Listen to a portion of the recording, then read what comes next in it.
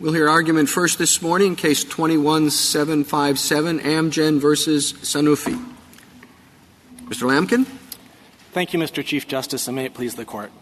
Amgen invented a new class of antibodies that lower cholesterol, that bind to a small spot on PCSK9, the sweet spot, and thereby block that protein from binding to and destroying LDL receptors that remove cholesterol.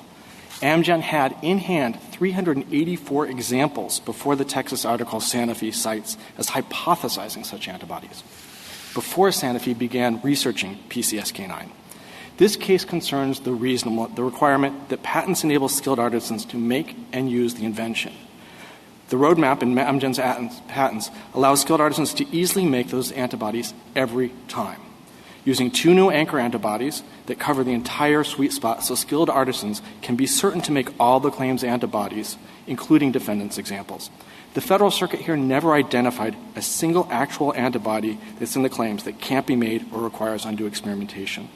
Instead, it invoked something that no one will defend as even relevant here, the cumulative effort to make all or some large group of an invention's potentially myriad variations.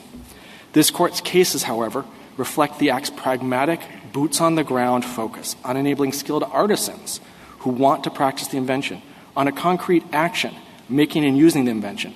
Patents thus satisfy the law when sufficiently definite to guide artisans to successful application of the invention. Then there's some practical way of putting them into operation, requiring reasonableness with due regard to the patent's subject matter. In concrete terms, that means that those who are seeking to overturn the PTO's issuance of a patent and verdicts upholding there, here, 2 verdicts, have to do 2 things. 1, at least have evidence of some variant of the invention, some category that require what this Court has called painstaking experimentation. And 2, if they identify that, show why that matters to skilled artisans, because the statute is about skilled artisans seeking to make and use the invention, and reasonableness, not theoretical far corners never shown to affect the ability to do so. I, of course, welcome the Court's questions. Mr. Lampkin, would you take a minute and tell us exactly what the invention is? Yes, it's the class of antibodies that bind to a particular spot. Well, let's deal with that. You only have 26 that you have invented, right? No, that's not correct. The patent states that Amgen had 384. There are only 26 that are specified by amino acid structure, where you put out in the patent, as an example, here's the structure of the antibody. So does this process only produce 386? No, Your Honor. The testimony was that it will produce every antibody within the claims. And there's a reason for that. Our expert explained that, first, if you do the superimmunization protocol, you get a robust response across the spectrum. And in addition, if the mouse, this is a humanized transgenic mouse, if it has the DNA in it to produce that antibody, it will produce that antibody. And then there was no evidence that there was some particular antibody that was harder to make, that for some reason you would expect it more difficult to come out of that. So in other words, you can't say how many? No, Your Honor, I think we can say how many, and I think there's 2 things. Well, first, the evidence shows in this art that about 400 you would get from coming out of the mouse. That's the number that we came up with, the number that Sanofi came up with, and anybody else came up with. And that's all that's known to date. And you wouldn't expect there to be a large number because it's a very tight, small sweet spot. It's got unusual hills and valleys. It's 15 amino acids out of 700. So you wouldn't expect there to be a lot to do there. To get to a larger number, you would have to engage in a process which is called conservative substitution, which means you take one of the ones you know already works, and you take 1 amino acid out or 2 amino acids out, and you swap in a very similar amino acid, one that behaves very similarly. And but I think you're making the point, though, excuse me for interrupting you, and just want to end my consumption of the time, but in saying that, you don't know how many there are, because that if the others are going to add, if that's a part of your process, whether it's conservative or random. No, Your Honor, I think that when you do the conservative substitution, antibody scientists aren't going to consider those near-identical twins to be distinct antibodies. They're 99.99% similar, and nobody is going to consider them distinct. But even if you were to say, well, gee, there's a large number out there, the difficulty of making any next antibody is straightforward. The record is clear, and the patents points out that this is sort of a routine process. It's very easy to go and say, I'm going to swap out this amino acid for another according to the table. It tells you which ones to do, and it's routine to test it. And so it only gets in the way of making any antibody you want. If you're saying, gee, what's the cumulative effort to make them all? If it's so easy, why haven't you made all the 400? Pardon? Why haven't you made the 400 if it's that easy? So it's easy. And what happened, and why did it take you so long to do the post-filing discovery of more? So the reason we only specified the 26 and we came up with the 384 is a skilled artist in this area isn't looking for every possible antibody. They're just looking for ones that bind to the right place and therefore block. And so once you get those, your job is done. You've got exactly what you need. Could you tell me how your patent is different from finding antibodies? The process. What's unique about your process? Well, the patent isn't for process; it's for the class of I know antibodies themselves, right? But it sounds to me like it's all about just process. Well, you're telling researchers find all these antibodies, and you tell me that process is common. Everybody knows how to find those. And then what's your next step for the process? Well, Your Honor, when you're talking about the method? The process or method, which is right. the enablement, how you get those. And it starts with something that didn't exist before. And that's these two anchor antibodies that cover the two parts of the sweet spot. And that allows you to find anything that's going to bind the sweet spot because they'll compete with that. And that's the first step. After that, it sets forth a superimmunization Except that you found, and all of your disclosures only have 3 or 4 or 5 sweet spots, but you're claiming up to 26. And I don't think you've disclosed any binding that's up to 26. Right. I think if you're referring to the 16 amino acid I'm sorry, residues. I misspoke. 16. Yeah. And so that chart that I think that you're referring to has two key characteristics about it. The first is the evidence was that everything on that chart is enabled. The fact that the ones that we identified as the 26 examples in ours doesn't mean that it doesn't produce it. The experts explained exactly why you would get all of those. And there was simply no evidence of anybody immunizing mice and saying, there's something here missing. This doesn't work. I'm not getting everything I want. And so on this record and in this art, it's understood that all of those are enabled, all of those can be made, and so the chart doesn't work against us in that way. And the nature of the chart itself actually explains why there's full enablement here. This is a chart of a bunch of antibodies that work. They bind to the sweet spot and they block.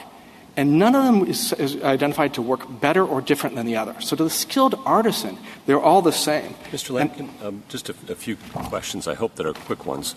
Do you agree that a patent fails the enablement test if it would force a person skilled in the art to undertake undue experiment to produce the claimed invention? I think that's a fair statement of the law. You accept that? Painstaking experimentation to produce the invention. And by that I would mean the various categories or classes within that invention that would be important to a skilled artisan. I'll take that as a yes. Fair. Okay. Do you accept the Wands factors? Do you think they're useful? Do you think this Court should endorse them? So the Wands factors can be useful in particular cases when properly applied. The problem with the Wands factors is they become something of a checklist that's abstracted and therefore replaces the ultimate statutory standard. The statute's about looking at a skilled artisan, a person there, the guy in the lab coat in his lab or a mechanic in his office, and it's about reasonably enabling them to make and use the invention. It's not about this checklist. Now, I'll give you one example how it gets abstracted and doesn't work, and that's predictability. The Federal Circuit tends to say, gee, it's predictable or it's not predictable in the art just generally. But that's not the question when you're talking about enablement. The question is, can the skilled artisan, using the patent and the tools available, reliably get to the invention? So sometimes is the answer for that one. Yeah, I think the answer is they once probably were, but they kind of have outgrown their utility because they've become abstracted and tend to replace what really should ask every time. That first test that we talked about a moment ago. The Wands test, okay. The Wands factors. Yeah. Well, no, the Wands factors are useful to the extent they illuminate what we discussed as the standard, but not when they don't. I think that's right. And then you need to ask each one with respect to the standard itself, not in the abstract. Okay. And do you agree that the broader the patent, the more difficult it is to prove enablement? Not necessarily, Your Honor. You could have a relatively broad patent, and you just need to have enablement commensurate with its scope. And if, for example, if you have lots of categories within that patent, then you would have to enable what is important to the artisan within the categories. As a general matter, would you agree that the broader the patent, the more you have to do to show what a skilled artisan would have to undertake to accomplish it? It's hard for me to agree with that in the abstract because it always depends on the nature of the... I understand it'd be hard for you to agree with it. No, it's... But is it a fair statement of the law? It has to be commensurate with the start, but harder and broader aren't necessarily synonymous. You can have something that's harder because it's narrower, because somebody leaves out a key thing to get that narrow part that's within the claim. So I think, yes, as a general matter, often if you have a broader claim, it may be harder, but it's hard to say that in every art, for every circumstance, that makes it more difficult. It's always with reasonableness, with due nature of the art. You've mentioned it, I think, a couple of times there, and you do on your reply brief at page 7. You said when an invention has many embodiments, the patent enables the invention's full scope if skilled artisans can reasonably make and use variations. Could you flesh out reasonably a little bit for me? Yes, I think that it means that when you're looking at it, you're looking at what's important to the skilled artisan. If you can find just some oddity that can't be made, that doesn't invalidate the patent because we're looking at what's important to skilled artisans. So, for example, if a patent, taught you to make metal airplanes, you wouldn't invalidate it because somebody said, gee, you know what, it'd be really hard to make one out of lead. That's the type of thing you would automatically set aside. So you always look at from the perspective of the skilled artisan and you ask two questions. Is there something here that takes undue experimentation, what this calls painstaking experimentation to make? And if you can find something, that might be concrete enough. Well, and then the next question is, does it matter? Does it somehow impede the skilled artisan from reasonably practicing that full scope in the invention? Well, how long? And that may be the wrong measure. But if you're judging reasonableness, how much experimentation do you have to put into it? And part of the allegation in your case is that this is simply trial and error. And so how long does it take? Right. And I think the answer is it always depends. You're looking at the skilled artisan and you're saying, what is a skilled artisan in this art willing to do? It might take a long time for a skilled mechanic, for example, to build an old Buick from the ground up, a year. But it's not unenabled because the instructions are there. He knows how to do it. There's no wrong turn. How long did it take Amgen to come up with the one? With the 384, it's from start to finish, injecting the mice and coming out. It's a matter of months to produce them. And I think it's important, and if the court will indulge me, to describe how you get from... Producing them is one thing. Identifying them. Do the whole process. Don't take a piece. I'm sorry. Then continue with justice. Okay. Yes. I think it's important to explain what's involved in getting from the 3,000 that Amgen, for example, got by immunizing 2 panels of 10 mice, or the 1,500 that Sanofi got from injecting a panel of mice, down to the 384 that you're looking for. Because that's in concrete terms what we're talking about. And so what it is not a trial and error like you're going through one after the other. You start with that 3,000 and you use our 2 anchor antibodies.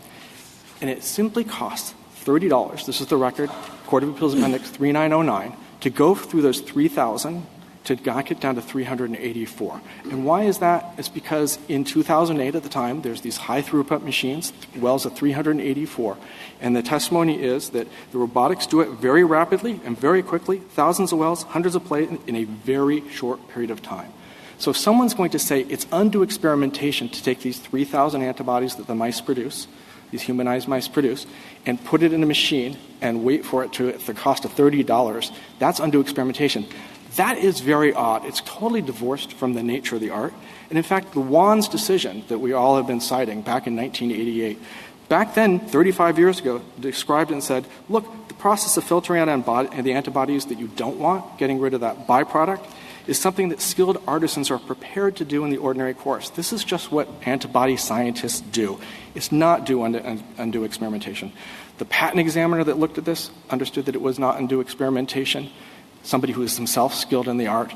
2 juries didn't think it was undue experimentation. Can I ask you a clarifying question, though? Because I guess I'm just trying to understand your argument relative to species versus genus. So are you saying that if we find undue experimentation with respect to a particular species, that should not be enough to invalidate the patent? In other words, doesn't that undue experimentation have to apply to every species?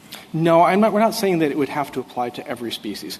If you find undue experimentation to make a particular species, the next question is, okay, does that matter to the skilled artisan, or is this just an outlier? Because the PTOs, as they say, it has to be commensurate with the scope, it has to reasonably correlate.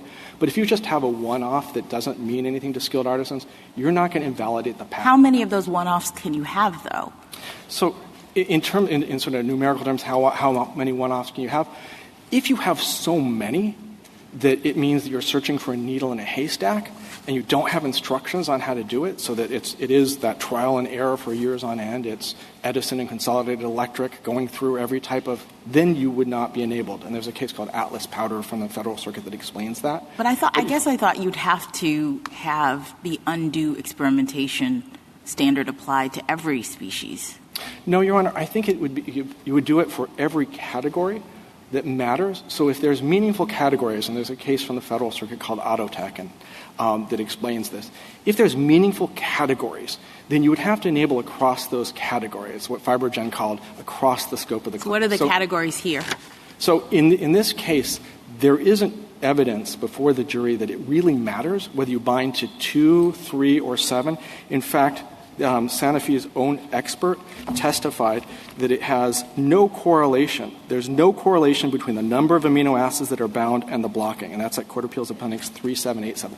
So in a case like this, where you don't have evidence that they're anything but fungible, then you may only have one category. But an Autotech, for example, it was an impact sensor patent, and there were two types. There was mechanical and there was electrical, and it only taught the skilled artisans how to do the mechanical sensors, not the electrical. And for that reason, there was a requisite part of the invention that wasn't taught. The skilled artisans couldn't do. And so when you have that, then you have an enablement problem. But the fact that somebody can go and pick out one tiny enablement, one tiny embodiment, and say, oh, gee, this one would be hard to do, that swaps in for the perspective of the skilled artisan, the person who matters here, someone who wants to practice the claim. I guess the creativity of an art. The creativity. Yes, I understand your point, I think, but I mean, you've claimed 26. You say there's 300 or something antibodies, and then there's evidence that, millions more can be made. So how is it that you've satisfied enablement by focusing in on the smaller group? So, no, Your Honor, I think that when you're enabling, the question is, can the skilled artisan, using the instructions you have, make the various embodiments, make the various variants? Without undue experimentation. Without undue experimentation. And that's exactly right. For anyone, does it take undue experimentation? And if you find one that takes undue experimentation, the next question is, okay, does that matter? Does it really meaningfully impede somebody, the skilled artisan, the guy who cares, from doing it? And it's just never been the law. And that's in the Federal Circuit's case law, or are you just saying that right now? Well, actually, if you look at page 11A of the appendix, where the court quotes a decision called McRow, that's actually the standard the Federal Circuit ordinarily would use, but departed from in this case because it was... Mr. Lampkin, putting aside what the Federal Circuit said in the opinion here and the different views of how that should be read, do you understand the parties now all to agree on the appropriate legal test? And are we simply arguing now about how that test applies in this case? So I think the parties all agree that the cumulative effort, the idea of reach the full scope, that cannot be sustained. Everybody agrees on that. I think and everybody agrees also, I take it from your answers to Justice Gorsuch's question, that there is a requirement that the full scope of the invention has to be embodied. It has to be enabled. I think that's correct. The content of that is a subject of some disagreement, and then the question, once this court says... Yeah, so I guess what I'm asking is, putting aside any application to this test, what do you think the parties don't agree on at this point with respect to principles of law? Yeah, so I think the differences are as follows. The government would propose a requirement that you have a structure that unifies your genus, and I don't think that can be sustained under the law. It makes sense that if you enable people to make your invention by structure, they have to build it, that you would teach the skilled artisan the structure that he has to build. But when you have an invention that's biological in nature, that's made by the mouse, the superimmunized mouse that you hear, you wouldn't describe it by structure. You would describe the process, to make that. Put that aside. Any other disagreements on law? And if not, why isn't this just a fact-bound dispute? Yeah, so it's not a fact under dispute in the slightest because there is a disagreement also. Sanofi's test is what they call the specific undisclosed embodiment test, where if you hypothesize one, that's it, that destroys the patent. But that can't be right either. This Court's cases don't go through and hypothesize. Okay, so put that aside. Any other disagreements on law? No, I don't think beyond that, but I think that the key question on which we all agree, and which is actually critically important for this Court to do, there should be no mistake that the Court of Appeals decision saying that you reach the full scope, or page 15A, where they do this evaluation, and they say the evidence showed that the scope of the claims encompasses millions of candidates, and it would be necessary to first generate and then screen each candidate antibody to determine whether it meets the double function limitations. That's a statement saying you got to be able to make them all. That can't be right.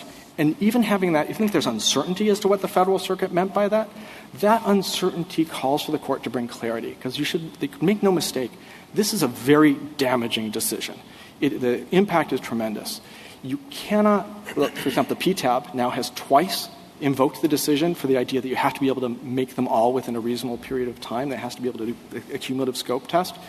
And companies can't invest billions of dollars in new therapies when they confront the risk that their patents will be invalidated based on the cumulative effort that necessary to make them all. And this is why you have, for example, 14 amicus briefs on our side and 14 amicus briefs on the other side. Got a lot of amicus briefs. I got so many friends I can hardly stand it. It's with friends like that, you end up staying up late reading. But the key is on this, if there's uncertainty about what the Federal Circuit did or doing, the answer is actually to bring clarity. The case is critically important to industry, and at least that. And once you get there, the question is, well, what other guidance can the Court bring? What other guidance should the Court give? And for us, the critical guidance the Court can give is that you're looking from this Court's cases the perspective of the skilled artisan who's seeking to make it. It's a reasonableness standard, which means that you're not from the perspective of somebody trying to create, here's my hypothetical embodiment that won't work. It's from that perspective, and that means in concrete terms. Let's say we think that the Federal Circuit's decision is properly read to embody the test we've discussed this morning, and that this dispute really is fact-bound. Do you want a remand for a redo? If we were to clarify what we understand the Federal Circuit's test to be, and that you agree on, and that Mr. Clement may or may not agree on, we'll find out. But would you want a remand to try again? So at the very least, we should have a remand so that we try again under the proper standard without the reach the full scope standard or trying to hypothesize how long it takes to make millions of antibodies and then test each of them. But why? Maybe I misunderstood Justice Gorsuch's question. I don't think you did. But if the Federal Circuit got it right, I don't understand why you're saying a remand is in order. Well, I don't think the key is the Federal Circuit could not possibly have gotten it right because of what I just read to you from page 15, where it looks at the effort to make each and every antibody of the potential millions. And so at that very least, it has taken into account a feature that everybody now before this Court says isn't even relevant. And we should go back for that. But I think if you look at from what we're asking and what we think the Court's further guidance should be, that at the very least somebody who's trying to overturn a PTO-issued patent and 2 jury verdicts should at least say, here's an actual antibody, an actual embodiment that is difficult to make. It requires undue experimentation to get there. And then if they have that, they should also say why it matters, why this is something that genuinely impedes skilled artisans from making and using the invention. Can I quote 2 sections from the Federal Circuit? 2 statements it made, and you tell me whether they're right or wrong. The Federal Circuit said it was, quote, unquote, appropriate to look at the amount of effort needed to obtain embodiments outside the scope of the disclosed examples. Is that a correct statement of law by the Federal Circuit? So in part... It said, no, that's what it said, to look at the amount, appropriate to look at the amount. And if you're talking about the amount to make all or some number, the answer is no, it's not. If you're talking about making another embodiment that's not specifically characterized by amino acid... to look at the amount of effort needed to obtain embodiments outside the scope of the disclosed example. So I think if it said an embodiment, that would be correct. Embodiments means that you're looking at the full scope or the what it called reaching the full scope, and I think that is incorrect. All it said it was appropriate to look at. Right. I don't think anybody before this Court thinks that the effort to make them all Why is it inappropriate to at least look at it as one of the wants factors? Yeah. So the effort to make every single embodiment within the invention simply means that if you have an invention of any scope, it's not going to be enabled. There may be millions of ways to make the James Watt steam engine, but you're not invalidated simply because it would take a long time to make all of those different variants of the steam engine. This Court can do the best service for the Federal Circuit if it does one thing beyond simply saying this cumulative effort standard has no place in the law. And that would be to say, look. That's fine, counsel. I'm sorry? That's fine. You answered my question. Okay, thank you. There's nothing wrong with it. You just don't want them to do it for every single one. No, I think it's not correct if you're looking at embodiments in the plural. If you're looking at an embodiment in the singular, that would be correct. And what they did wrong was they looked at how long it takes to make the supposed millions. If each of those is individually enabled, you can make each one individually and reliably, test it individually and reliably. That's an enabled invention. How long it takes to make all of them cumulatively simply has no bearing. And this Court can do a service and bring back to the incentives to create these life-saving inventions by making it clear that that just doesn't have a place. And you said we can do one thing beyond that, and what is that? I think that by bringing it back to the focus of this Court's cases, which is we're looking at skilled artisans, someone concrete trying to make the invention, and we're looking at reasonableness and not the hypothetical efforts to try and figure out ways to break the invention. And so if you're going to look at that, you're going to have to show two things if you're going to invalidate a PTO patent. One is you're going to have to show some embodiment. There's got to be something out there, some variant, something, some category that requires undue experimentation to make. And if you have that, you also have to say why it matters to the skilled artisan. How does this really genuinely impede the guy in the lab coat from making and using your invention across its scope? Is there something unique about the Federal Circuit's decision in this case, or has it been applying essentially the same approach to the enablement of antibody genus claims since around 2004? So as the Lemley article points out, there's been sort of a trajectory as it's been getting clearer and clearer what the Federal Circuit's doing and its basic hostility to the breadth of claims. And I think that this is basically the apogee. We've reached an endpoint where, frankly, the industry can't take it any longer because you can't invest $2.6 billion if the breadth of your claims is such that it means you can't get adequate protection, because if you cover everything you invented, then it's invalid because it's too hard to make them all. So, yes, I think it's been a trajectory as opposed to a point, but this is actually the ultimate point. Well, if what they did here isn't fundamentally different from what they've been doing for quite a period of time, would you stand by the suggestion that the Federal Circuit has inhibited research for antibody-based pharmaceuticals? I think the Federal Circuit has been doing that for some time, but it hasn't been quite so stark or quite so apparent until now. And I think that's why the Lemley article really was catching on to it, but this brings in very stark contrast, stark relief, exactly what the Federal Circuit is doing and why it has gone so far that you just can't invest in antibody research if you can't adequately protect the scope of the antibodies you invented. Amgen had the first antibodies here. Before Amgen and before our patent, these were not known antibodies. And our patent teaches everybody how to make each and every antibody they might ever want to make, including the defendants, the supposed competitor antibodies. And if that's true, there's simply no good reason why you would take away the patent. The patent depends on what the skilled artisan can do, not the creative hypothetical of the infringer who says, gee, I can imagine a hypothetical antibody that can't be made. In this Court's cases, like mineral separation, they don't hypothesize limits. Like mineral separation, the Court didn't hypothesize. You know what? There might be an ore out there for which this is going to be too hard, even though there were infinite varieties of compositions of ores and each presented its own particular difficulties. The Court, Justice Story and Carver, didn't say, gee, you know what, I can imagine a type of cotton for which this might not work. The Court in Mowry didn't say, you know what, there might be some train wheels for which this cooling process won't work. That isn't what the Court does. You look at concrete evidence. What are the skilled artisans doing? Is there something here that can't be done? And if it is, you ask if it matters.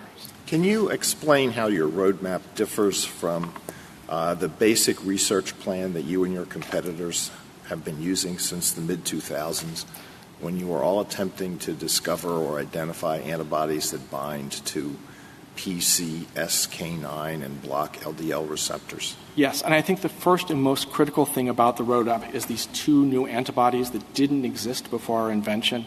The one that sits a little bit on the left of that, of the PCSK9, one on a little bit on the right of the PCSK9. And what those do is they allow you to find everything that will bind to the sweet spot in PCSK9 because they cover it completely. The way this is done is you do a competition assay. If one antibody is covering it and it blocks the other antibody from doing it, you know that they're binding to the same spot. And by providing these two, that is a shortcut to finding these because you run your competition assays against these two. And that's why in the roadmap, the very first step are these two antibodies that didn't previously exist but will lead you, your divining rod, your magnetometer, or whatever you want to call it, to all the antibodies within the claims. Thank you, counsel. Justice Thomas, anything further? Mr. Lampkin, several times you referred to invention of the antibodies. And I think I'm somewhat confused as to exactly what your invention is. You said it's not just the 26, but it definitely is not a million. So what is it exactly? Because we talk about enablement and we talk about someone being able to replicate it, but we're not talking about what has been invented with any particular precision. Right. And I think the claims are, which define the invention, the class of antibodies that bind to a particular spot, what's called the sweet spot, and therefore have what is a desired effect, which is blocking this PCSK9 from interacting with I understand all that. And I think I could clarify which a little. Ones? I mean, yeah, I should clarify. Yeah. When you say an invention, like the James Watt steam engine, you don't say which variant, which embodiment of the steam engine have you claimed. It's the steam engine, that principle, the invention which encompasses myriad types of invention. There might be, and this Court's cases describe it, there can be lots and lots of different variations on an invention. But to determine what the invention is, you look at the claim. And the claim tells you what the scope of that invention is here. And the fact that it's described in terms of what binds to a particular location, which has been decried as functional, but that actually is an important way of doing things in the antibody science because it leads to a shape that fits into that unusual sweet spot. It's also clear that you can do that because 112B, we're talking about 112A right now, that's enablement. But when you talk about how the patents are claimed, that's a different section of the Patent Act. It's Section 112B. And it says that the claims have to be particularly point out and distinctly claim the subject matter, which the invention regards as the invention. That's just not at issue here. The PTO regularly issues patents which have that sort of functional piece that says things that fit in this location or have this characteristic. And you refer to the steam engine, but that's not – it just seems as though – I grant you that, but it seems as though you're actually trying to patent the use of steam pressure, and which you could use for almost anything. And that makes it very difficult because then you're looking at what can it be used for.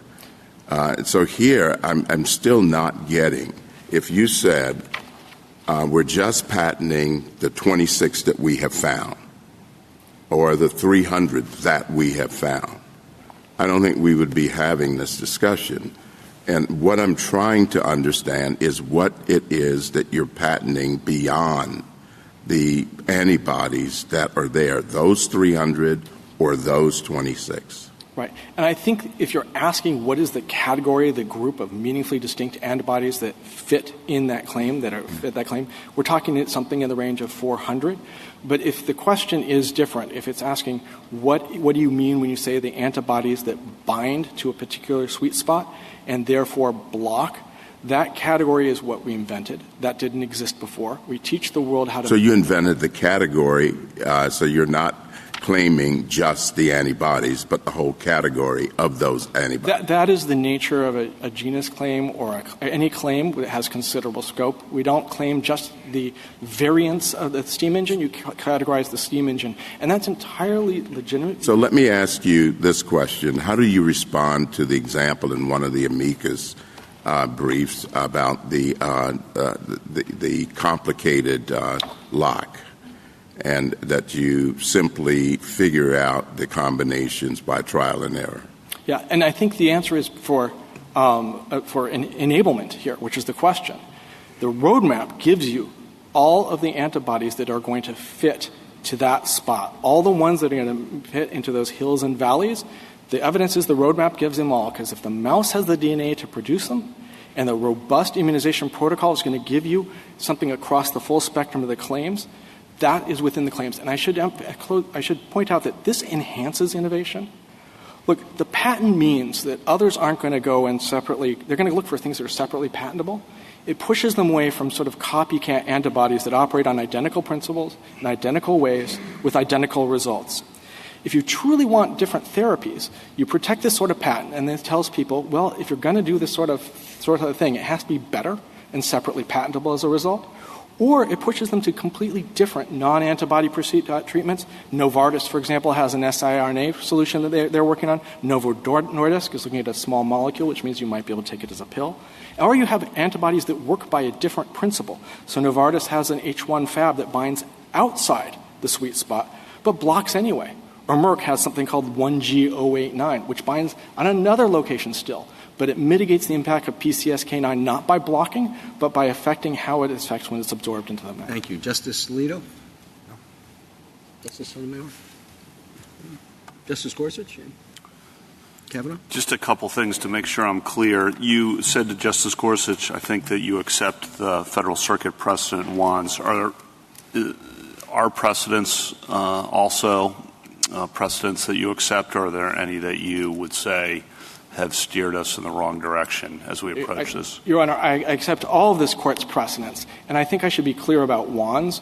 We think those factors can, in individual cases, be helpful on the facts, but it's been abstracted to replace what is actually the statutory text, and this Court's approach was just to concretely look at actual examples, to concretely look at the skilled artisan, concretely look at reasonable enablement, not to look at the abstract hypotheticals of, gee, is there some outer limit that I could find that has just no impact on what the skilled artisans really need to do, which is make and use to practice the invention.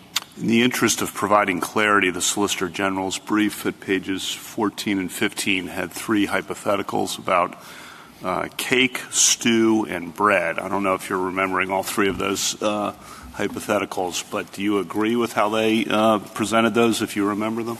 So I'm having a hard time remembering what they were exactly, but certainly if the skilled artisan knows what the ingredients, what the ratios for the ingredients are for cake, you wouldn't invalidate the patent simply because it doesn't give the ratios. That's something the skilled artisan can provide.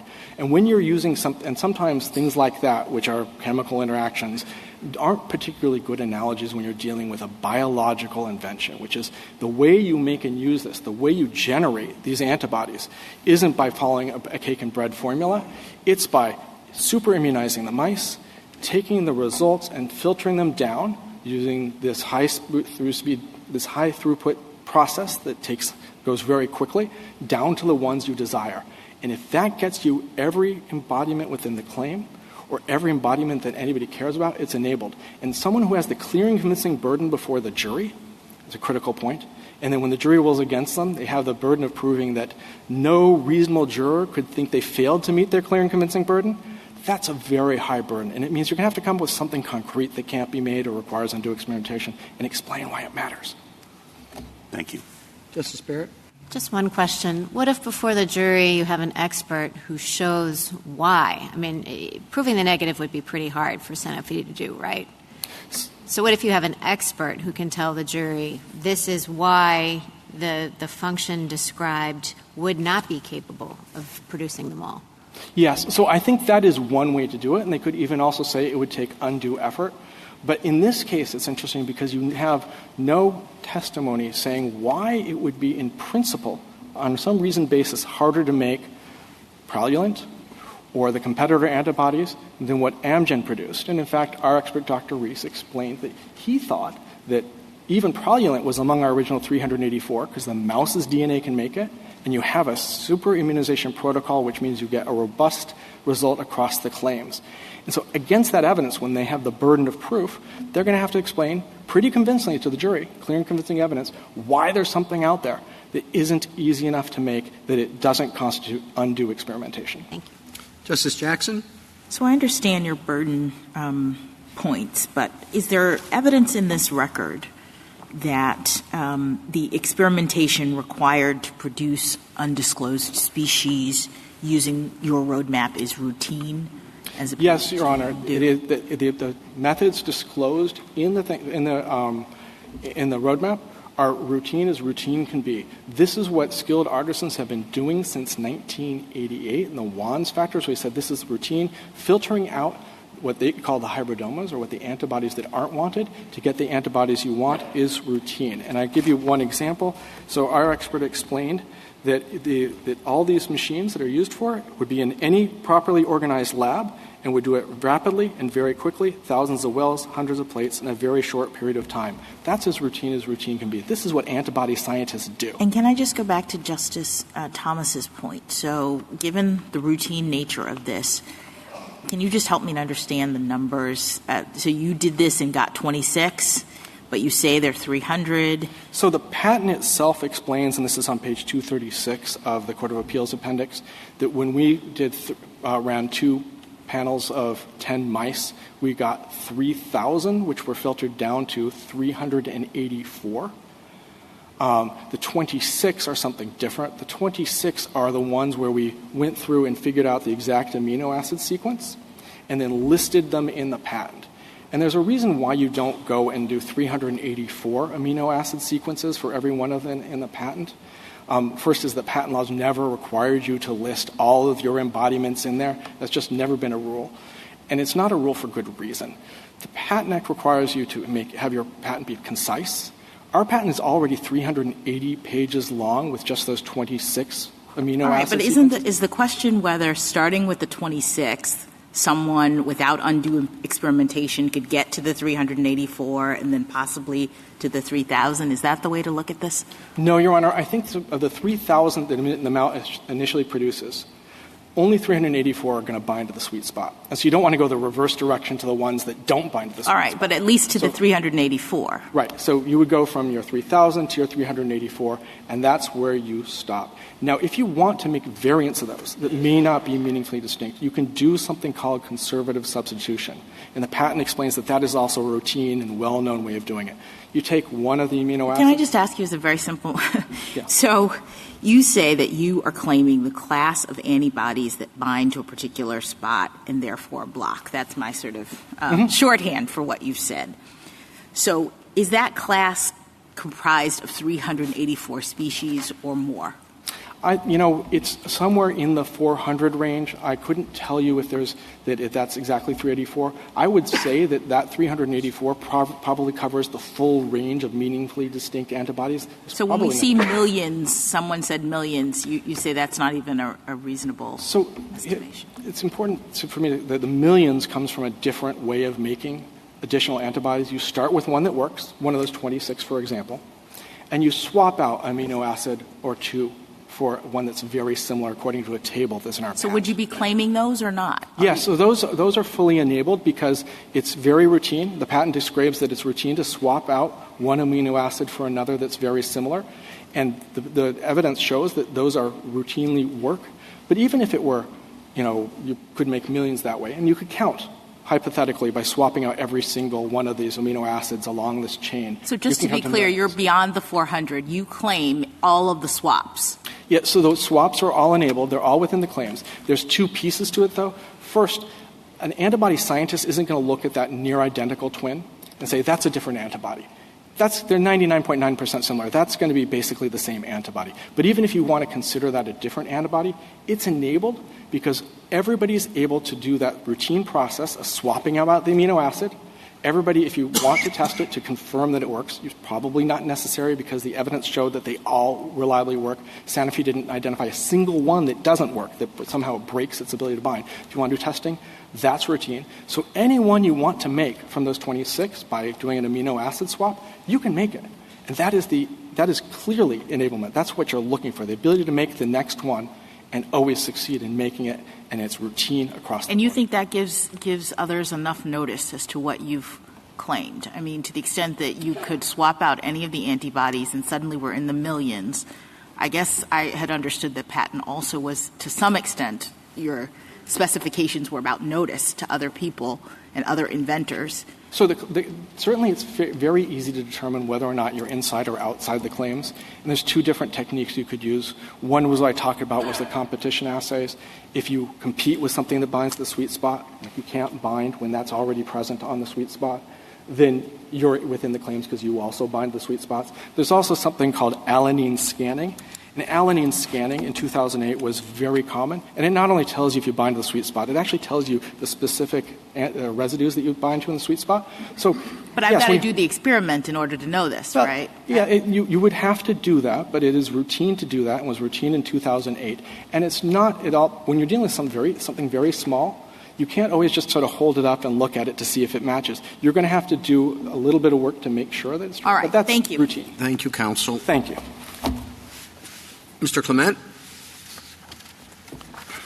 Mr. Chief Justice, and may it please the Court, Section 112 sets forth the heart of the patent bargain. The more you claim, the more you need to enable. If you claim a lot and enable a little, the public is shortchanged and the patent is invalid. The Federal Circuit has long enforced that basic principle by requiring the patentee to enable the full scope of the patent without undue experimentation. Amgen does not take issue with that test, with the Wan factors, I think, or the vast bulk of the Federal Circuit's enablement precedent. But the full scope test, which they don't take issue with, at least as I understand it, dooms their claims here, as well illustrated by the chart on page 15 of the red brief. Amgen claims antibodies that bind on 16 residues in the epitope, but their specification does not enable skilled artisans to reliably produce them when they bind at 10 or more. And those aren't hypothetical examples. Those are the competitive antibodies that independently developed by their competitors in the 4 right-hand columns. Their disclosed embodiments, the 26, do not bind at more than 9 residues. They've overclaimed, they've under-enabled, their patent is invalid. This Court has long applied the same principle in Morse, in Lamp, and in Holland Furniture. Samuel Morse invented the telegraph. He did not invent the fax machine. That is why this Court correctly rejected the final broad functional claim in his patent. Thomas Edison discovered the key to incandescent light, but we'd all be fumbling around in the dark if this Court had not invalidated the broad, unenabled claims in Sawyer and Mann's patent in the Lamp case. The stakes here are comparable. Pfizer independently developed its own antibody and patented it by amino acid sequence. It seemed like a promising candidate, but it failed in clinical testing. If Pfizer had followed Amgen's lead and claimed the whole genus for its own, we would have no large molecule therapy for cholesterol. We're better off with 2 competing independently developed therapies. I welcome the Court's questions. Mr. Clement, could you just reiterate or at least expand on what you said about what is being claimed here? You made the point that the more you claim, the more you have to enable. And I think it's important to, since the starting point is what you claim, I'd like to have a good sense of exactly what we are talking about. So the numbers don't lie, Justice Thomas. I mean, my friend likes to come up with that 384 number. That is not the scope of what they have claimed as their invention. The numbers don't lie. They have claimed millions and millions of antibodies, and their reassurance that, don't worry, all of those millions that you get with conservative substitution, they're all going to work the same. That's inconsistent with their own experts' testimony in the court below. Drs. Reese and Dr. Pesco testified to this. Dr. Pesco, their expert, Court of Appeals Appendix page 3891, says if you change one thing in the antibody sequence, you have to retest it. You have to go through that whole experimental process again to confirm that it binds in the right place. And, I mean, look, I can imagine this is frustrating because Mr. Lampkin and I are going to tell you different things about the way the science works here. Please don't take my word for it. Please don't take Mr. Lampkin's word for it. I urge you to read Sir Gregory Winter's amicus brief. He has gotten a Nobel Prize for his contributions to this field, and he will tell you that you can't look at function, and part of the problem here is these are purely functional claims. You can't look at function and say, oh, that tells me about the structure of the antibodies that are going to bind and block in the right way. And you also can't look at the structure of one antibody and say, oh, well, if I just tweak it a little bit, it's going to do exactly the same thing. Sir Gregory Winter doesn't think that. Their own expert doesn't think that. And if I could try to address one thing that's come up, I do not agree with Mr. Lampkin that everybody here says that the cumulative effort is irrelevant. It is not an appropriate test standing alone, which is why the Federal Circuit didn't apply it as the test. It never even used the word cumulative. But as Justice Sotomayor in her question said, is it an appropriate consideration? Yes, it's an appropriate consideration. And if I could illustrate that with a hypothetical, here's a situation where the cumulative effort to exhaust the species would not be particularly relevant. If I came up with a brand spanking new process for making paint, and I claimed that process and all the paints that were produced as a result of that as new compositions of matter. And one step in my process patent was add pigment for the desired color. Well, then a skilled artisan would be able to use that, an actual roadmap, and they would say, all right, I want robin egg blue. And they could produce it every time. And if they wanted chartreuse instead, they could produce it any time. Now, obviously, there's a lot of colors in the rainbow, so to actually produce every one of them would take a lot of time, and it wouldn't invalidate the patent because it enables the skilled artisan to produce what they want every single time. But this patent does not work this way. What they give you is their roadmap is trial and error. Mr. Clement, I appreciate that clarification, but as I understand it, there is a point of agreement with respect to cumulative effort that should not be dispositive. Absolutely, right? Justice Okay. Gorsuch. Okay. And that's not just that's great. That's enough. The other point that Mr. Lampkin suggested that we should clarify is that there has to be a reasonable embodiment, not an enablement, in every instance, that it just needs to be reasonable. Do you agree with that as well? I don't know if much turns on it in your case because millions are millions, and reasonableness is going to be somewhere. You could still prevail under that standard. But do you agree with him that it's reasonable enablement, not down to every jot and tittle in every? Yes, I think reasonable is just maybe the flip side of undue experimentation. Yeah, exactly. Okay. Right. So if we agree on the law, what's left for this court?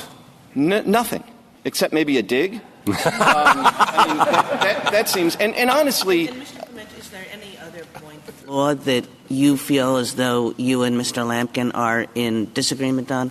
Well, I think there is a disagreement as follows. Mr. Lampkin thinks it's very helpful to his case that somebody who runs the experiments necessary in the roadmap is going to produce an antibody within the range every time. And I think that can't be right. It can't be particularly interesting because that rewards breadth. And what skilled artisans want is not to randomly generate something within the broad range that's claimed, but they want to be able to pick a specific embodiment, not a hypothetical one, but a specific one. So just to give you a concrete example, I mean, if they claimed a 15 binder, there are 15 binders in the real world. If you want to use their roadmap to produce a 15 binder, you are consigned to trial and error. So I understand that as a view of the inadequacy of their roadmap. But are you trying to suggest that it's reflective of a disagreement about what the legal principles or legal standards are? I think it must be because Mr. Lampkin's a very smart man. And he makes a big deal out of the fact that, don't worry, this produces something in the range every time, and skilled artisans can produce something in the range every time, and if you give them an infinite amount of time, they will produce everything in the range. And he seems to think that that's good enough as a matter of law to enable his patent. And I think, wow, that is not close to good enough. That consigns people skilled in the art to Sisyphean tasks forever. And it's not what they do. And one of the things I find particularly persuasive about Sir Gregory Winter's brief is he explains this roadmap is not a shortcut at all. It just describes the routine processes that people use to make independent inventions, the same process that Pfizer used, that Merck used, that we use to get our own independent antibodies. And then it adds additional steps that somebody skilled in the art wouldn't want to do and are just basically an additional step, additional test they have to run to see whether they infringe, because the people skilled in the art don't really care where it binds. They care that it blocks. But figuring out where it binds, whether it binds to the 15 that they've claimed as part of their roadmap, is actually a useless process that slows down the artisan in the field.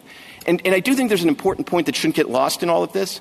Part of the reason I agree this isn't a close case is because what they are trying to do, there's no meaningful structure in these genus claims. And the structure they've given is an elaborate description of the epitope, the 15 or 16 residues on the PCSK9 where you want the antibodies to bind.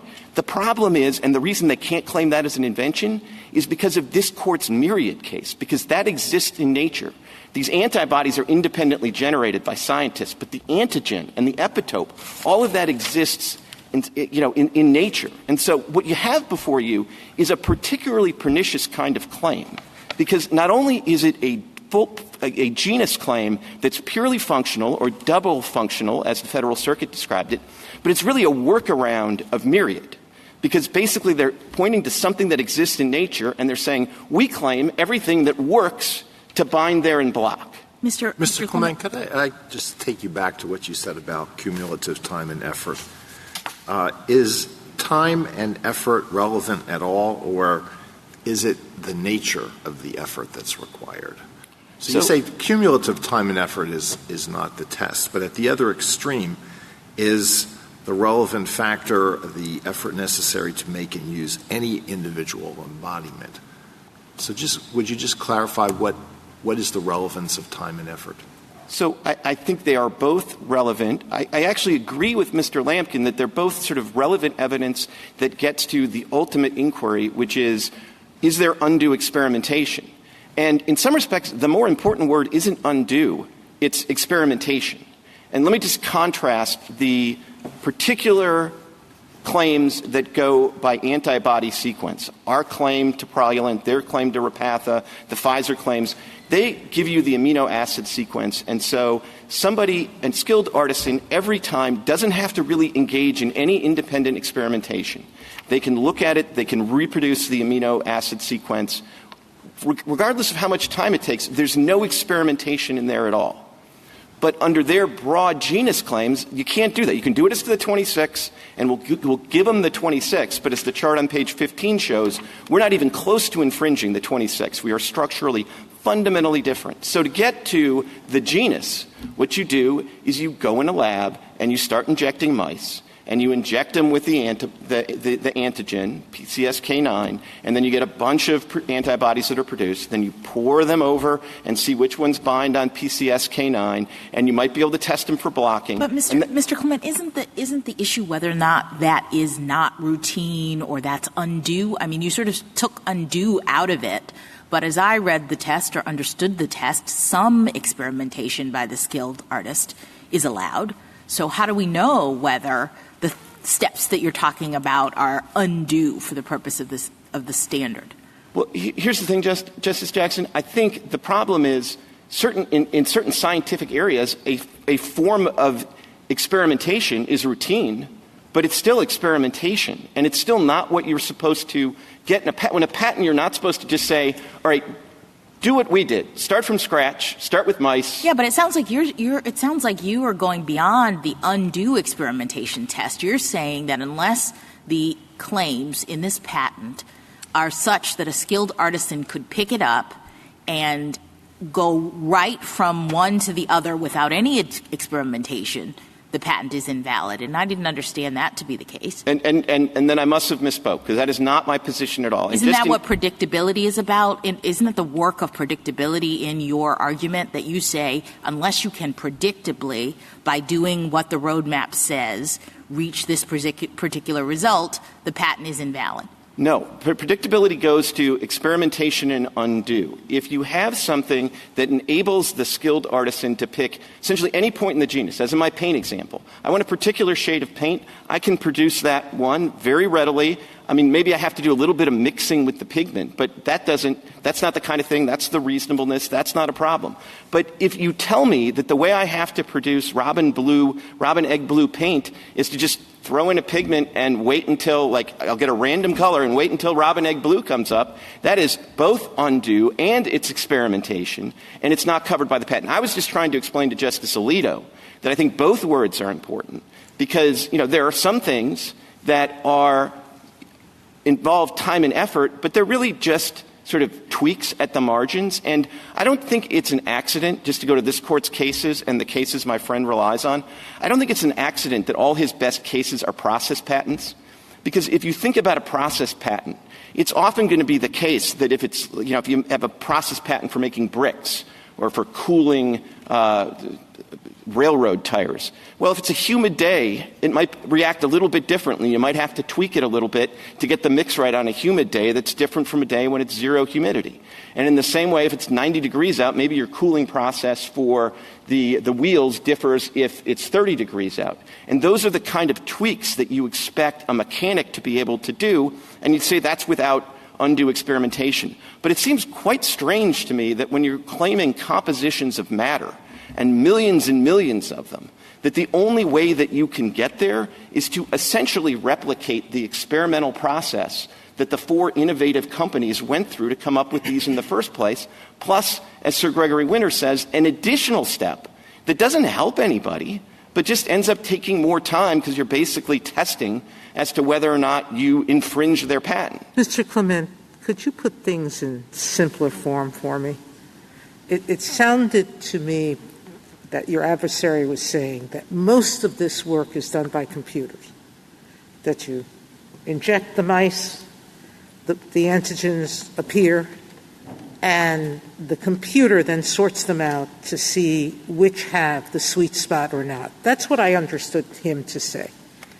And if that's true, I don't know why that's undue experimentation or why it's costly or why it's time-consuming.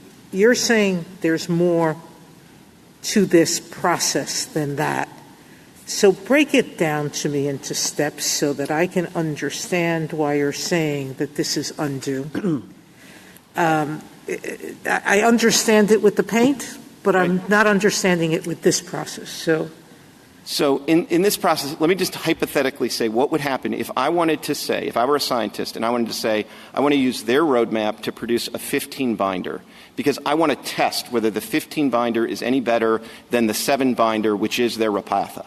And I want to be able to test that. I'm a scientist. So here's what I would have to do. All right. So the difference is in his way of doing this, he's not telling me how to find he's not going to give me a way to get to his drug without undue experimentation. Is that your point? That is my point. It's not my only point. Okay. Because, I think this most dramatically illustrates it because I assume that's what somebody in the field would want. They wouldn't want a randomly generated one somewhere in the genus. They'd want to say, well, Mr. Lampkin tells you. Well, I don't think we care about what people want. We care about what's being claimed. Okay. But he's the one actually who cares what a skilled artisan wants. Okay. And what's being claimed is this entire genus. And if I want to pick a spot. So go back and tell me what steps you have to do to get to him. Okay. So I have to start by injecting mice, which is not just done with computers. It's done by scientists in the lab. They inject the mice with the antigen. Then they get. I did that and I wasn't skilled, but go ahead. Okay. Well, probably more skilled than I am. But so you get the results of that. You get a whole bunch of antibodies. And then you have to figure out which ones are essentially candidates to bind on PCSK9. So does a computer do that? And why is it undue? Do they have to look under a microscope? What do they have to do? I think it's a process they do in the lab. I don't think they actually do that with the computers. Then they get to the next step, which is they have what you might think of as like their candidate antibodies. And then they have to test them to figure out whether they bind on the 16 residues that are claimed.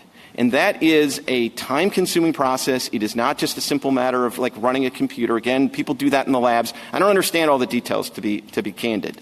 But here's what I do understand is at that process, let's say they get 26 or 384. Then if what they wanted was a 15 binder to start with, They got to figure out whether they got one. And there's an excellent chance that they didn't get one of those at all. Can I ask this question? Sure. So the 26, you agree, fair enough. Mr. Lampkin's got that in the bag. What about the 384? He doesn't get the 384. No. He didn't disclose Why? them he could have got them if he gave me the amino acid sequence for all of them. But the reason that he doesn't get the 384 is because he didn't tell us anything about the 384. Let me just pause there for a second. I understand completely your argument. I think I understand completely. Let me put it that way. Your argument about conservative substitution and the potential millions of variants and the trial and error that's required there.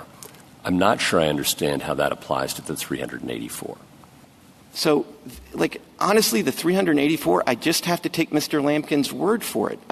He says that, Praluent might have been in there. Please. If Praluent were in there, their scientists would have produced that evidence. And if you look at the chart at page 15, it is not a surprise. I assume that the 26. That's a nice demonstrative. Yeah. I've got it. Yeah. If I assume the 26 must have been representative of the 384, right? Otherwise, why not make one of those other 384 the ones you do by amino acid sequence? So if you look at the 26 that they give you the amino acid sequence, they look structurally nothing like the 4 antibodies that were independently developed by other companies. That is very striking to me. Thank you. Justice Thomas? Justice Alito? Justice Sotomayor? Mr. Clement, can I ask you to address Professor Lemley's brief? He seems to have a very strong view that these antibody genus claims are valuable, patents are valuable or potentially so, and that the Federal Circuit's test is going to pretty much wipe them out across the board. So why is it that Professor Lemley is wrong in your view? So I think he's wrong on a number of levels. I think he's wrong that the existing Federal Circuit precedent is going to foreclose all genus claims. There's the Bayer case that we cite in our brief. It's an example of a genus claim that the Federal Circuit recently upheld. Now, it may be that in this particular area of antibody science, given the current state of the science, that you may not have an ability to functionally claim a genus. And that's kind of at some level, nobody's fault. It's just the way the science works. And personally, I think that's great. And because what it does is it allows different companies to independently develop different large molecule therapies to deal with the same malady.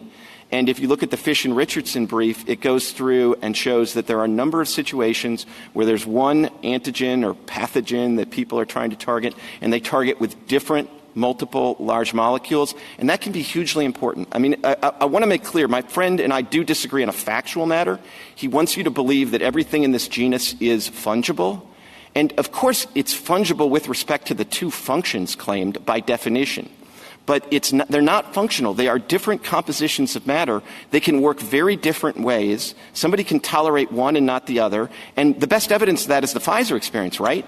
The Pfizer antibody is in this genus, and when it went into clinical testing, it fell down.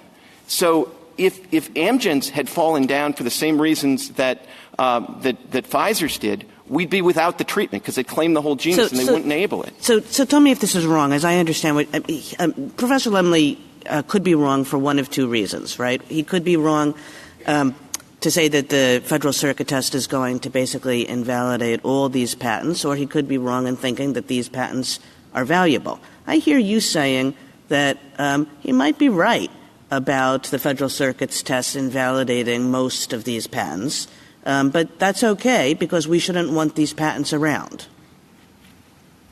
The truth has a way of leaking out. I am saying that because I think functional genus claims are terrible. I think they retard the science, and I don't think you have to look beyond this Court's cases. The 8th claim in Samuel Morris's claim, the other ones were nice species, structure, good stuff. The 8th one was a functional genus claim for everything that allows letters to print somewhere else through the use of electricity. This Court deep-sixed it, and thank goodness, because Samuel Morris is brilliant, but he didn't invent the fax machine. And look at the lamp case. I mean, they claimed the entire genus of all fibrous textiles. Turns out the one that they discovered didn't work very well and was a lousy lamp. And Edison had to go through all this different work to find out that there actually is like a subgenus. It's called bamboo. That stuff all works, and it all has the same structurally common feature of really parallel fibers. And that's the way. I'm not against all genus claims, but you got to get some structure in there. And as this court's cases teach, it's got to be structure that unifies the genus. And I love Lemley, but I take Sir Gregory Winter on the science. And what he tells you is in this area of science, you just can't get that structural commonality. It just doesn't work. Maybe somebody will discover it and they will get another Nobel Prize for discovering it. Thank you. Justice Gorsuch? Justice Kavanaugh? Justice Jackson? So there are some fields where there is a degree of unpredictability or randomness. And I guess I'm just a little worried that your view on this would mean that we would not be able to have patents where some experimentation was required.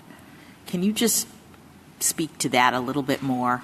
I mean, again, I hear you in some ways suggesting that the specification has to absolutely get a skilled artisan to the endpoint of every species in the genus 100% of the time exactly as indicated. And I'm just concerned because there are going to be some areas, and perhaps this is one of them, where there's a reasonable degree of unpredictability in terms of the outcome, but you're sort of in the ballpark enough that we would want to make sure that there was innovation in this area with these kinds of companies investing in patenting these kinds of developments. So I think what I would say is I do think the test should be undue experimentation. It should not be zero tolerance, no experimentation. Okay. But I also do think if you're going to start with the text, which I assume you always do, then what you would say is you start with the idea that you have to make and use the invention. And the invention is defined by the claims in the invention. And in that sense, Amgen's the master of their own claims, the master of their own patent. And then you look at those, and if they claim a lot, you have to enable the full scope of what you claim. And then from that starting proposition, which might get you to the idea that there's no experimentation, then I think it's a little bit of, de minimis non curate lex, reasonableness, a little bit of play in the joints. But this is where Mr. Lampkin and I just see the facts completely different. He wants to say, these are just hypothesized things that couldn't be invented here given the current state of the science. With all due respect, balderdash. There are 4 disclosed patents here with anti-amino acid sequence that the competitors have made that are on the chart. Now, if you are a skilled artisan in the field and you want to produce the 15 binder that Pfizer did, you can produce it 100% of the time by duplicating the amino acid sequence. But if you want to use their roadmap to get a 15 binder so you can test to see whether his claim that all of this is fungible is really right and it's no better than the 7 binder, get a big cup of coffee, because it is going to take forever to run all of the tests that are going to be necessary, and you can run them all, and you might not get a 15 binder, and then you have to start over. One last question on the facts. I understood that Amgen had trial testimony in this case that the roadmap is certain to make all of the claims antibodies, including Sanofi's, Pfizer's, and Merck's. And I had understood in terms of the way the burdens work, a little complicated, but that you had to have evidence disproving that by clear and convincing evidence. So do you, and if so, what is your evidence? So I appreciate the question, and this really goes back to the suggestion that there is sort of a lurking legal difference here. Because the reason I don't have evidence that says that claim is not true is because it implicitly says if you take forever. I can't tell you that if you run these experiments, you won't eventually get Praluent, Pfizer, the Merck embodiments. But unlike the paint, where you can start and say, all right, I want to test that, so I'm going to reproduce that. You can't do that. So the twin claims that my friend keeps making, and he seems to think are legally sufficient, and I definitely disagree, are if you run the test, you're always going to get something in the genus. Thank you, counsel. Thank you. Ms. Sinzak?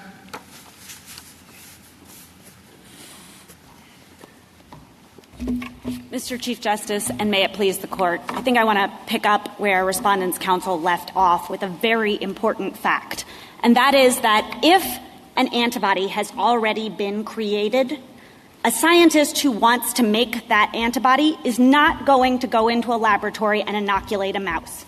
They're going to use the amino acid sequence. That is the recipe for making an antibody.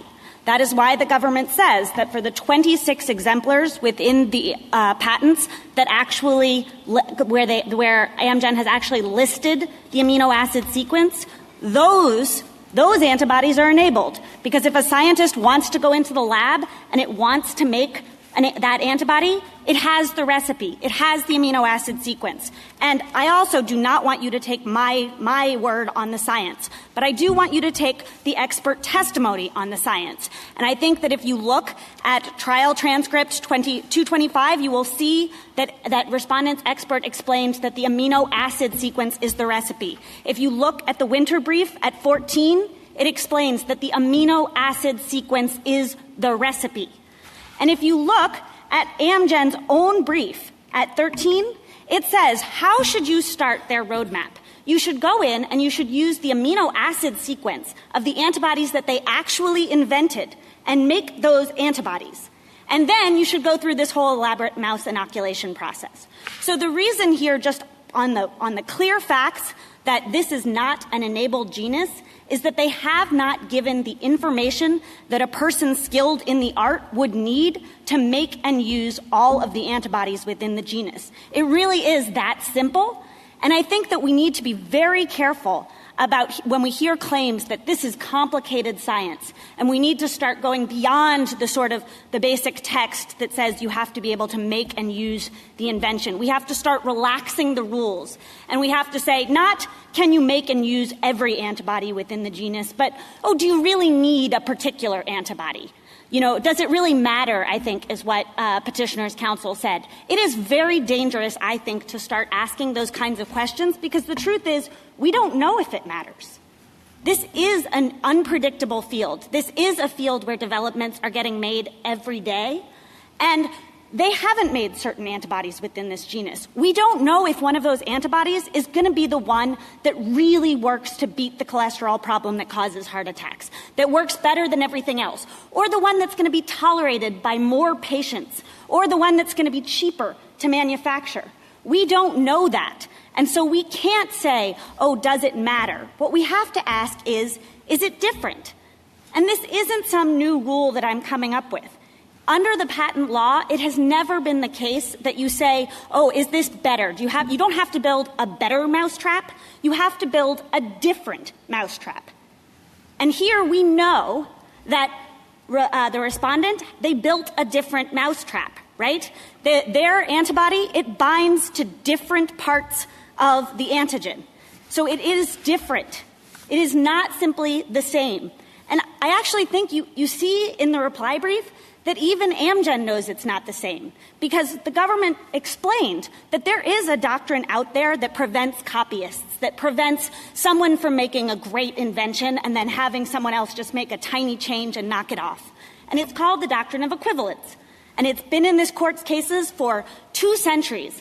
And Amgen says we can't use the doctrine of equivalence here. And the reason is because they're not equivalent. And because they're not equivalent, you have to enable all of the different antibodies. So again, this is just the basic principles. It is the enablement requirement that has been in the law since the beginning. And I think, Justice Kagan, you said, well, actually, Professor Lemley is very worried that this enablement requirement is going to harm innovation. But Professor Lemley has a new article from 2023 Yale Law Journal, which is called The Antibody Patent Paradox. And in that he says, it doesn't look like these antibody patents, it doesn't look like these genus patents are enabled. But there is this doctrine of equivalence. And maybe it would take care of all of these innovation problems. And I think, honestly, even if you look at footnote 399 of that original Lemley article, The Death of the Patent Genus, in that footnote it says, now there is a case happening right now. It's Amgen versus Sanofi. And it doesn't really seem like that genus is enabled. But, it's not enabled for a different reason. So I think there are some concerns going on with the enablement requirement. I still actually think that the concerns that Lemley is expressing can be dealt with through the doctrine of equivalence, and I can explain a little more what I think is happening there with respect to chemical genuses. But whether you think that's true or not, it's simply an entirely different question. I think, Justice Jackson, you were talking a little bit about the predictability, and this is an unpredictable area of science, and how are we going to deal with those sorts of things?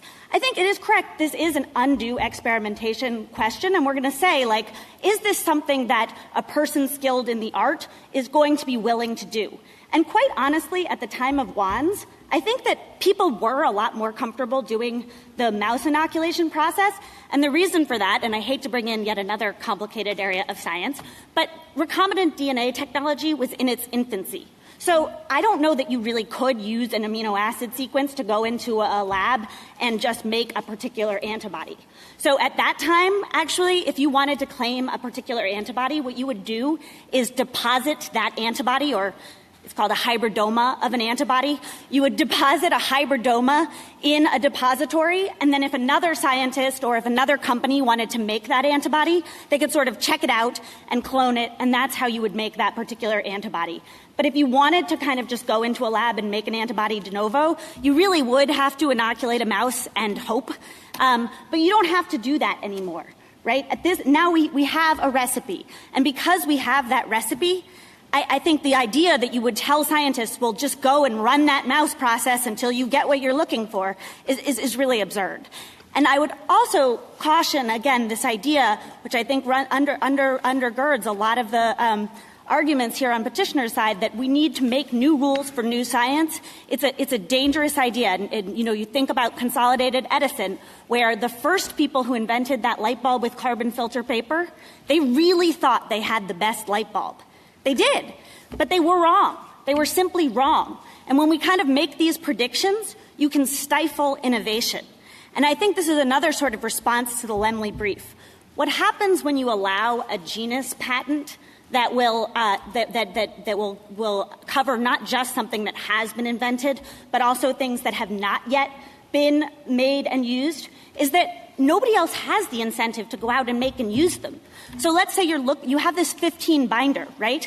And if you look at Amgen's patent, and you look at the only thing you're going to be told to do is to go and inject a mouse, or there's another process which I do want to mention briefly, but you're going to go inject a mouse and hope for the best, right? But if a scientist goes into a lab and it takes all of the hard time and effort, and it goes through and it finds a 15 binder, that 15 binder belongs to Amgen. And that's just not the basic patent quid pro quo. Counsel, can I just ask you a question about the legal standard? Sure. You've emphasized full enablement, and that's certainly what Wood, for example, says from this court. But at least your colleagues both seem to suggest that there might be some elbow room, non-curate lex room in there somewhere, reasonableness. What do you think? What does the government think? I think there is always room for reasonableness, but I do think that the need to be reasonable needs to be tempered with the need not to accept sort of pronouncements about what is and is not different. So or what embodiments do and do not matter. So I think, again, the doctrine of equivalence is really, I think, where a lot of this reasonableness concern gets taken care of. I would also say that the Federal Circuit has, and I think quite correctly, said that, if you claim a genus of wooden baseball bats and every person skilled in the art knows that you can't make a baseball bat out of pine, then you don't have to say except pine.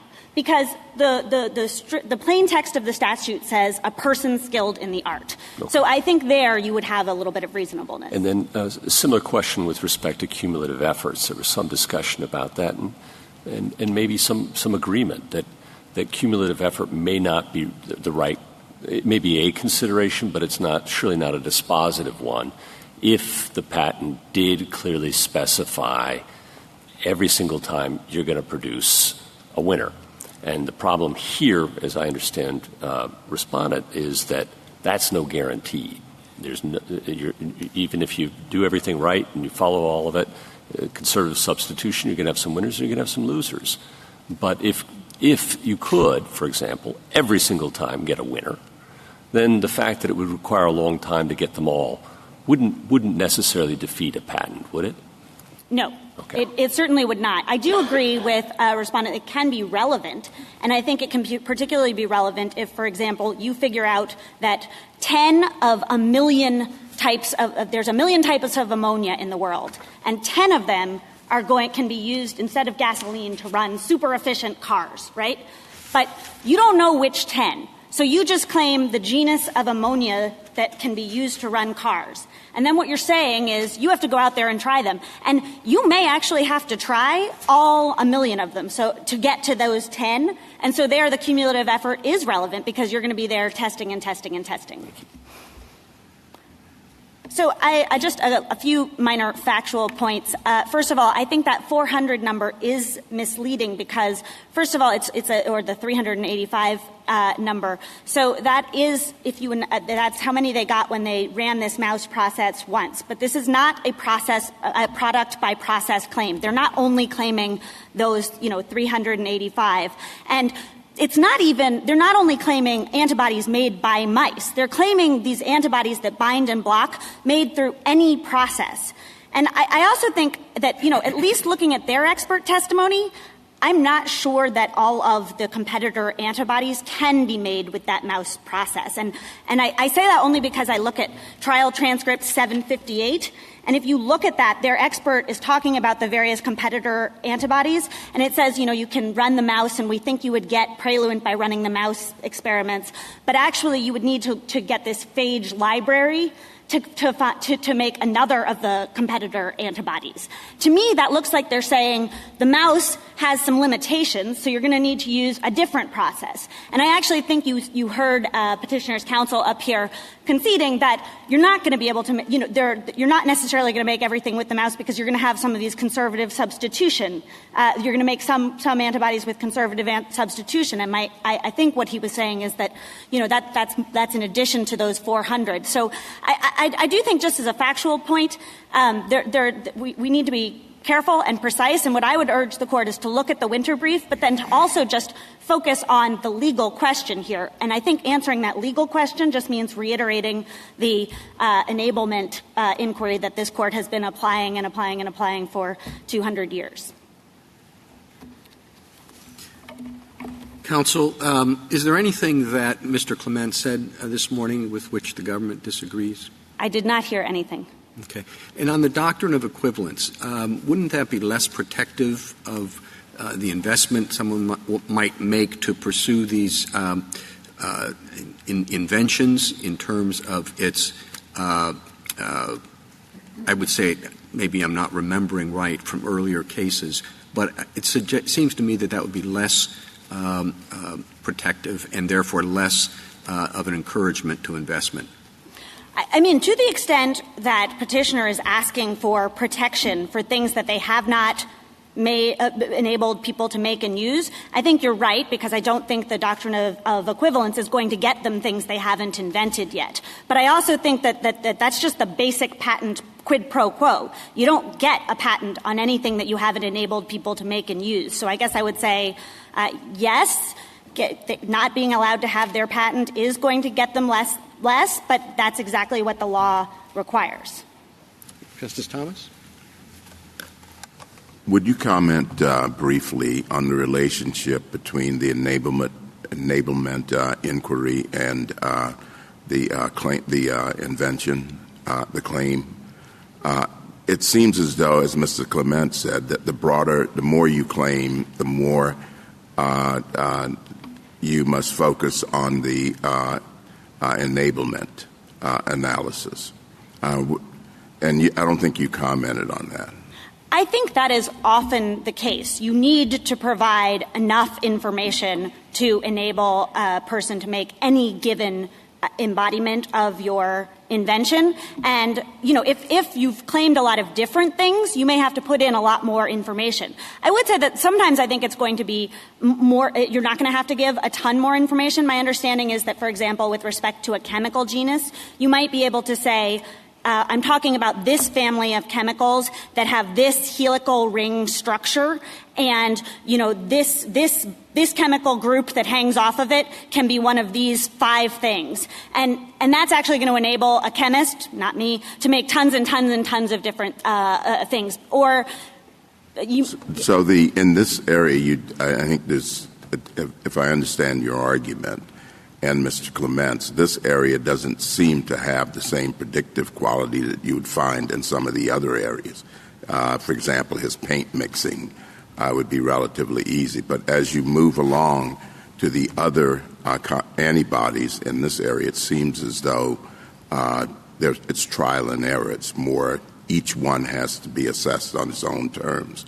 So it would seem to me that it'd be more difficult to achieve what you just said in this particular area. I think that is exactly right, but I don't think that means that you should bend the rules of enablement. And in fact, I think that could be very dangerous, right? Because one of the incentives right now for scientists to figure out the structure-function relationship in antibodies beyond the Nobel Prize, but another incentive is then you could claim broader genuses. If somebody is able to figure out, when I identify this antigen, I can figure out what amino acid sequences for every single different antibody that could bind to that antigen, then they would have a much better case for enablement. But if you say, no, it doesn't matter, you can claim all of those anyway, there's less incentive to find that sort of that magic key, which I should not say magic, it's science. Justice Alito? Justice Sotomayor? Simple question, maybe not so simple. Mr. Clement, at one point, in response to Justice Gorsuch, said you should dig this case. If we didn't want to, what could we say to help the Federal Circuit or anyone else who's interested in this area? What could we say that they didn't say? What could we explain? Your petitioner's counsel has told us what he wants us to say. What would you want us to say?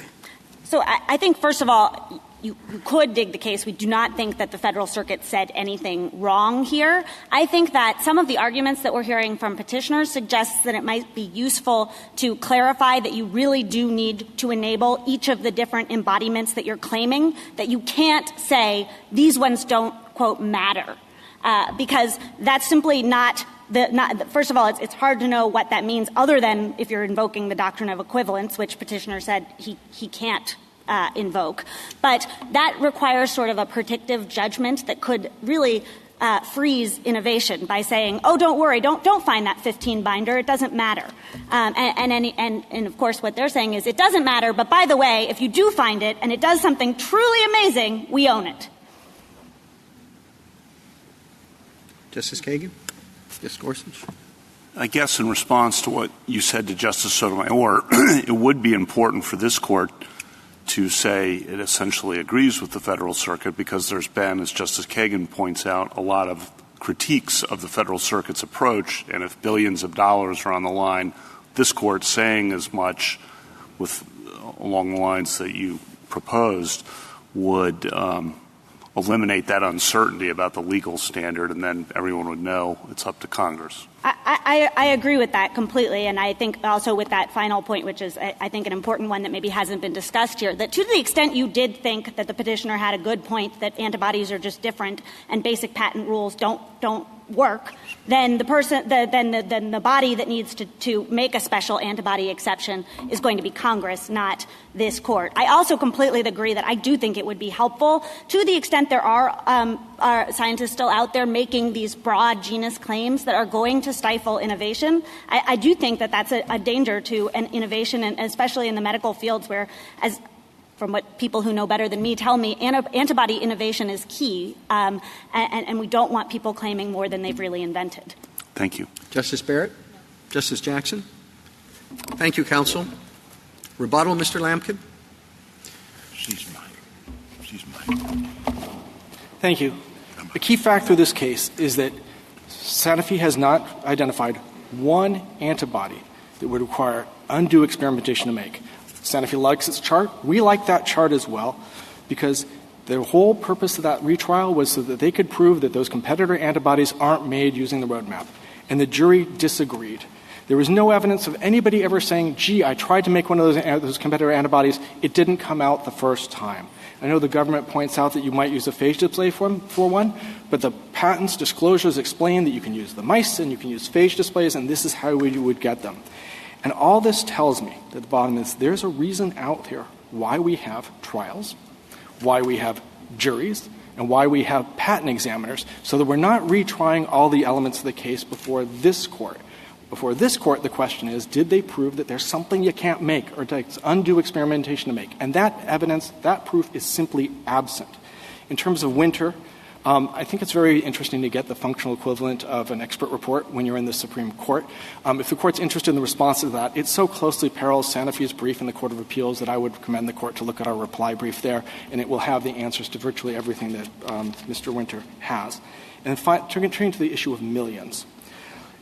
The question of millions matters only if you're looking at the cumulative effort to get to the millions. If each one is individually enabled, you know how to get there because you can do amino acid substitutions. Through this conservative substitution, you can get to any one you want. That's enablement. Each of those is enabled. The question of millions becomes not enablement only if you're going to look at the cumulative effort to make each and every one. I think that is a fundamental point of disagreement. Is it even relevant how hard it is to make all of them, as opposed to how hard is it for the skilled artisan to do what skilled artisans do, which is make one that they want. And in this sense, I would like to respond to Mr. Clement's point that somehow it makes it our roadmap makes it harder. No, the roadmap makes it much easier, because if you know that it's going to bind to the sweet spot, and we give you those two antibodies, those two anchor antibodies that help you figure it out with high throughput testing, quick and easy according to the testimony. If it binds there, it blocks. That's it. You're done. You have an antibody that works. With respect to Morse's 8th claim, yes, everybody forgets about Morse's 7th claim. And Morse's 7th claim was, in effect, you use electromagnetism to produce the motion of a machinery at distance to reproduce letters. We're just like Morse's 7th claim, because we have a structure, you're using monoclonal antibodies, and we tell you how to produce them.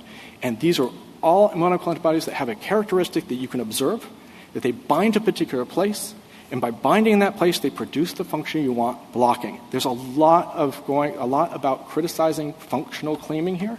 But in terms of functional claiming, that's not a 112A question of enablement. That's a 112B question, which describes what you have to do to claim. If people don't like functional claims, that's where it goes. And this claim really isn't functional in a relevant sense. The binding is a characteristic you can observe, like what the government called water absorbivity when it was talking about the Holland furniture case. It's something you can observe. And if you have that characteristic, you bind and therefore you block, and you are exactly within the claims. As to the doctrine of equivalence, if you have an antibody that has a different amino acid sequence, that isn't protectable under the doctrine of equivalence because it's not equivalent. Because it has the same effect. It may also block. It doesn't make it equivalent. It's only equivalent if the limitations, the requirements are equivalent. And so you can swap out maybe one amino acid for one that's very similar. But if amino acid in your claim structure is just missing, you just clipped it out, then you'd be around. And you would provide no protection whatsoever for people who are creating the antibodies. You invest $2.6 billion investing in and determining that there's a sweet spot that if you bind to, you will block and you will be saving lives. And the protection is limited to what? The 26 you described by amino acid sequence, that provides no protection at all because you can always come up with a 27th. And that's the whole point of the roadmap. The roadmap is fully enabling because you can come up with that 27th, the 28th, or the 29th, whatever is out there, the testimony was, the roadmap will allow you to get to them all. And it's not an infinite test because the evidence in this trial, in this art, is there's just nobody who testified and said, gee, I ran the roadmap, I tried, I didn't get what I wanted, something was missing. No evidence that Sanofi on its first panel didn't come up with its antibody product. No evidence that Amgen on its first trial failed to come up with its antibody, or any of the other competitors. When you run the roadmap, you get them. The 15 binder. If the 15 binder exists, it's going to come out and it's going to be there. If I could turn just very quickly to the issue of DIG. A minute. Thank you so much. This case, we should make no mistake, has incredible impacts. We have two decisions from the PTAB, both characterizing it as a cumulative effort to make all the embodiments test. Nobody can invest billions of dollars with this decision out there. Nobody can invest billions of dollars if it's even relevant. There is a legal dispute about the relevance of that cumulative effort test, and this Court should address it and excise it from the law. Thank you, Your Honor. Thank you, counsel. The case is submitted.